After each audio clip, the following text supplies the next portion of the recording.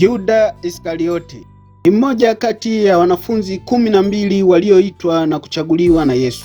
Na ilipokuwa wakuu wa makuhani na waandishi walipanga kumuua Yesu, na shetani akamwingia Yuda Iskariote, ili litimie lile andiko lisemalo, shetani amewataka ninyi apate kuwapepeta kama vile ngano.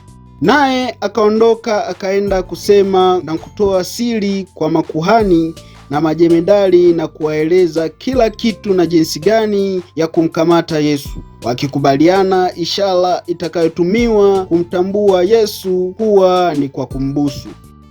Wakafurahi, wakapatana kumpa fedha ambayo ilikuwa ni vipande 30 vya shaba.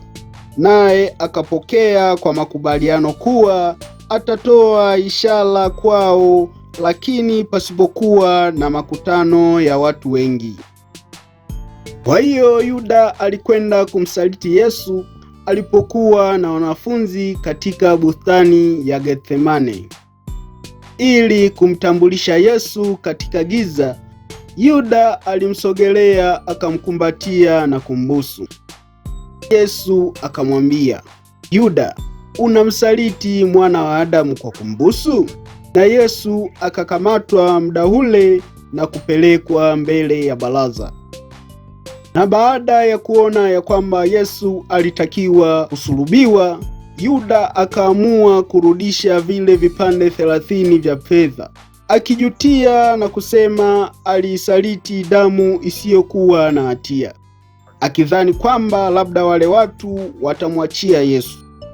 Na alipoona ya kwamba wale watu hawamuelewi, akaamua kuvitupa vile vipande vya fedha katika lile hekalu. Akaondoka akaenda akajinyonga. Lakini Yuda anabakia kama kielezo chenye utata miongoni mwa historia ya Wakristo, kwa usaliti wake ambao umepelekea kusulubiwa kwa Yesu, kufa na kufufuka, ambapo kwa hayo yote mwanadamu amepata ukombozi.